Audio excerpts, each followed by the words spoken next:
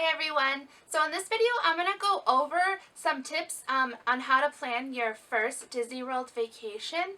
I constantly get asked from friends and family how to go about planning Disney vacations, questions about dining, resorts, how things work. So these are just some of my tips from my personal experience that I'd like to share with you. Also, we are planning a Disney World wedding in the fall, and a lot of our guests don't have any experience in booking Disney World trips, so we thought that this would be a good idea to help share with them too. Just one quick note before I start. I would highly recommend using a Disney travel agent to plan your first trip. They can be extremely helpful when you're planning your first trip and you need a little guidance. I still use a Disney travel agent, and she is the same one that I used when we booked our first trip to Disney World. She does amazing work and she's always been so helpful, and as long as you use a certified Disney travel agent, then they're gonna get you the help that you need. I was fortunate enough as a child to go to Disney World quite often, but then as I got older and I had children of my own and we decided to take them to Disney World, I was a little confused and overwhelmed because the Disney planning can be very overwhelming. So a lot had changed since I had been as a child, and I really didn't know where to start. I didn't know where to stay, I didn't know how dining works, I didn't know what rides were still there. So even if you've been to Disney World before, you might want to stick around and watch this video. So obviously the first thing you're going to think about with any vacation is, when are you going to go? I suggest trying to be as flexible as possible when going to Disney World, because there are times that are going to be higher in price and higher in crowd level. Holidays, spring breaks, school vacations, Disney races and marathons, those will make the crowds much higher, such as Christmas into New Year's Eve. That week is going to be very high in crowds. Easter weekend, the summer. So I know when you have kids it's kind of hard, you don't want to pull them out of school, or maybe you can't get that time off of work, but just try to be as flexible as you can. You could look at 1 week and that will have very high crowd levels, it will be a peak week, it will be higher in price, but then if you can switch to maybe 4 days later, that could make a whole difference. Disney comes out with promotions quite often.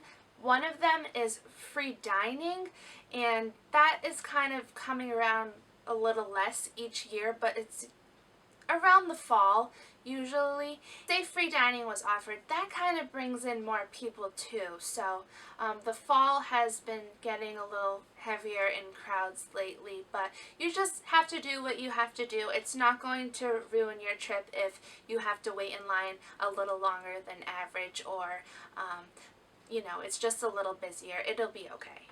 You can also just do a quick search online for crowd calendars, and they're pretty helpful. They come out a few months before your trip, and it will tell you what the expected crowd level is per park per day, and those come in handy. So the next thing you're going to think about probably is where you want to stay.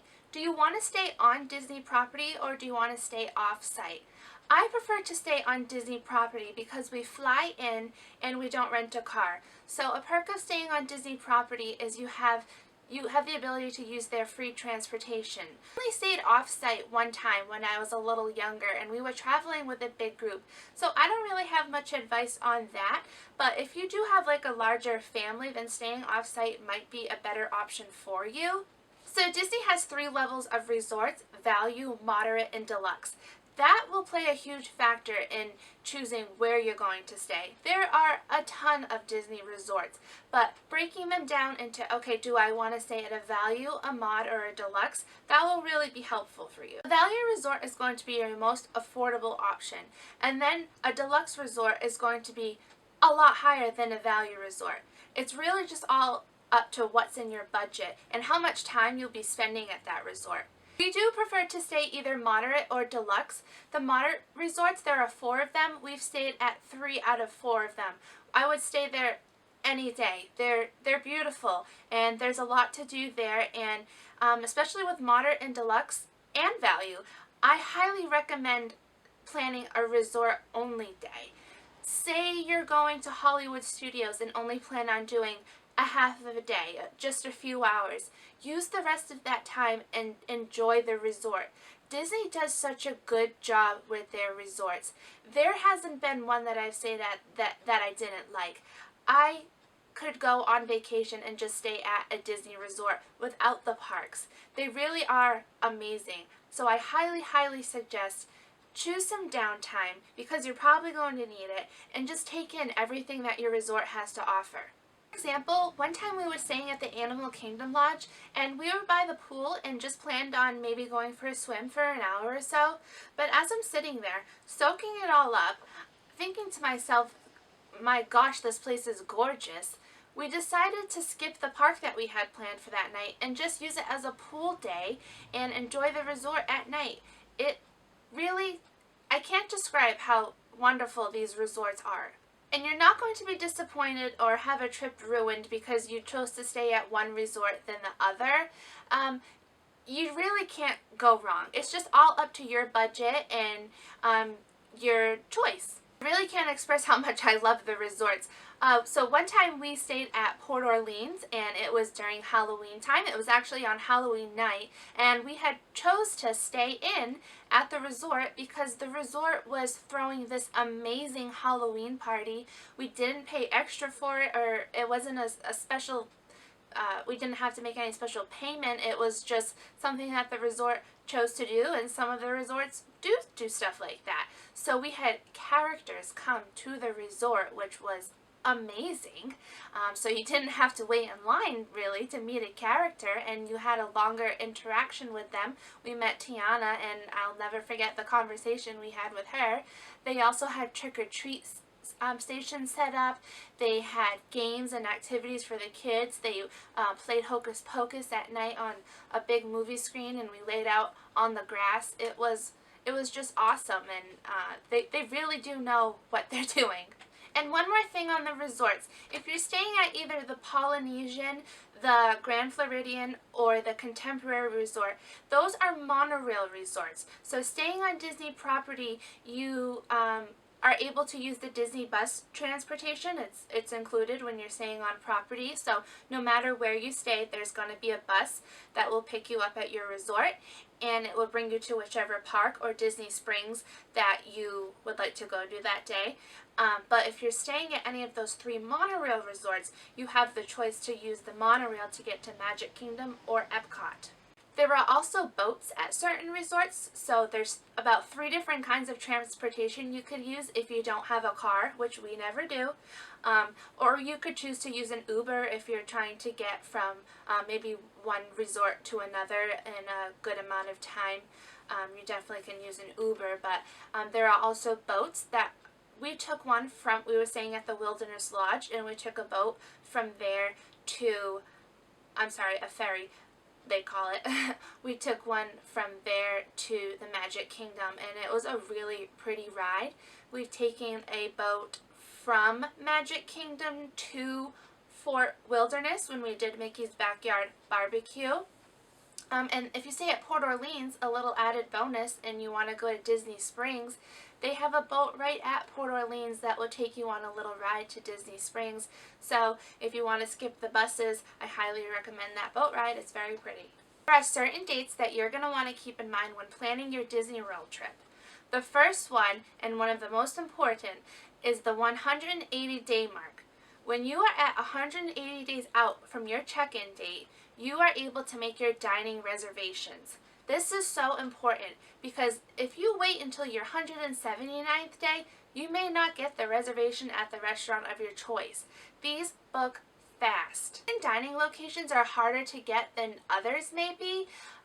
Ones like Ohana, Chef Mickey's, Be Our Guest, Cinderella's Royal Table, those might be a little harder to come by, so that's why I definitely would say if you want those in any character meal, you really need to book those right when that 180-day window opens up.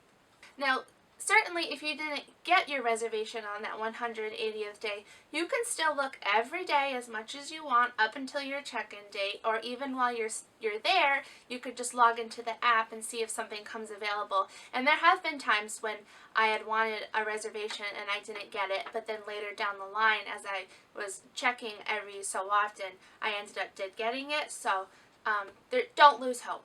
Something else I want to talk about with dining is the dining plan. But that can kind of be a lengthy subject, so I think down the line I might do a video on the dining plan alone and maybe some reviews of our favorite restaurants, or maybe some that we maybe didn't like so much. So I'll just quickly go over the dining plan. You can have the option to have the dining plan added to your package. It just goes by an adult or child a certain price per day, per person. Sometimes Disney does offer free dining. We've done free dining many times, and you know, if you're there for about a week and you have say a family of 4 like we do, the dining plan can kind of get pricey. So when we're offered free dining, we usually, you know, are really happy about it. Just very quickly, there's 3 different kinds of dining plans that you can choose from. I'm not going to get into how much they cost or what it includes in this, because this subject can get very lengthy, and I'm just trying to go over the basics of everything. But I'd be happy to answer any questions that you may have in the comments. So once you hit the 60-day mark, you are allowed to make your Fast Passes. What is a Fast Pass? A Fast Pass is basically a reservation for a certain ride or attraction or a character meet. Sometimes they have them for shows like Fantasmic. So basically at your 60 days, you go right into your My Disney Experience account, or you could go right on your phone on the app, and you can start booking your Fast Passes. You're allowed to choose 3 Fast Passes per day. Those have to be used all at the same park. This is another crucial day you want to remember, because say you want to ride a very popular ride such as Frozen, and if you wait maybe even a few hours after your 60-day window opens up, you're probably not going to get that. So at 7 a.m. Eastern Standard Time on your 60th day is when you can make your Fast Pass selection. You're going to want to know what parks you're going to be at ahead of time, which is another important tip to give you. Plan, know what park you're going to be on what day. If you have park hoppers, which a park hopper is something you can add to your tickets. It allows you to get into numerous parks per day instead of just one. It's just an option they give you. It does cost extra.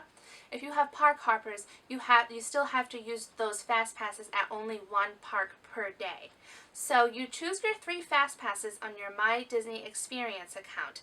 So you go into the parks and you use your Fast Passes. Once those 3 have been used up, you can go back into your account and you can choose another Fast Pass. You're probably not going to be able to get a ride after you've used your 3 passes, such as Soarin' or Frozen Ever After. Those kind of go quick. It's probably best to use your Fast Passes early in the morning if you can, to get them all done. That way you can go back and pick another Fast Pass, and you could just keep doing that. Something you want to remember about Fast Passes at certain parks: Hollywood Studios and Epcot has 2 tiers in their Fast Passes. Tier 1 at Hollywood Studios is rides like Rock and Roller Coaster, Toy Story Mania. You have to choose between one of those at Hollywood Studios. You can't get both Rock and Roller Coaster and Toy Story Mania, but I would suggest, if you're going to go on Rock and Roller Coaster, do the single rider line. That way you don't have to waste a Fast Pass. We also do that for Test Track at Epcot. And Epcot, their tiers, you can't do Soarin', Test Track, and Frozen for a Fast Pass. Epcot also has a tier system. You cannot book Frozen Ever After, Soarin', and Test Track for Fast Passes. You have to pick one out of the 3. As of right now, I would go with Frozen. It's still very popular. It hasn't been open very long. And then just try to rope drop the park and go to Test Track or Soarin'. So, Magic Kingdom, you can pick any Fast Passes you want. They don't have a tier system right now. Epcot have to choose between Frozen, Test Track, and Soarin'. Hollywood Studios, you're not going to be able to do Rock and Roller Coaster and Toy Story Mania. I would do single rider line for Rock and Roller Coaster. You can also do that for Test Track. So I think the last thing I'm going to talk about is magic bands, because some people don't know what a magic band is. I'm sure you've seen pictures online. It's exciting whenever they come in the mail. So this is a magic band. You just wear it around your wrist. This is the old version. We do have a few of the new versions, but you can still use the old one if you have them. So basically the magic band is your room key. To get into your room, you just hold it up and scan it to the door. It serves as your credit card, so you just are able to link your credit card to this, and it comes in handy so you're not pulling out cash or gift cards or credit cards. You can just scan your band and you have a PIN number.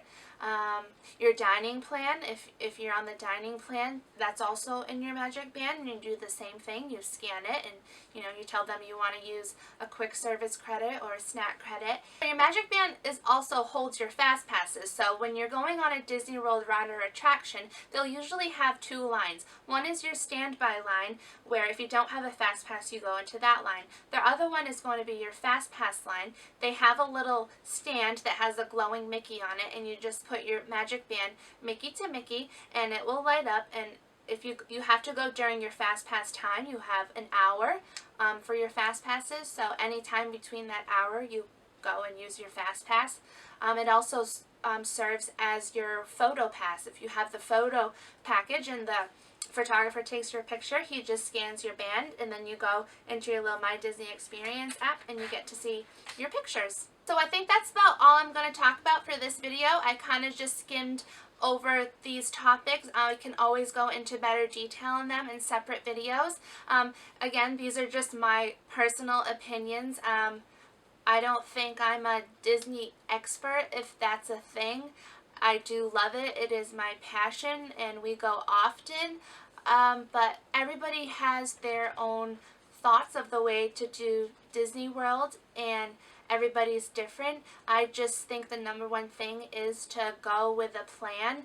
If you just go in and don't really have a plan, you might be a little flustered and overwhelmed. So just remember these things. Remember those days that I told you. And if there's anything else that you want to see, I'd be happy to talk about.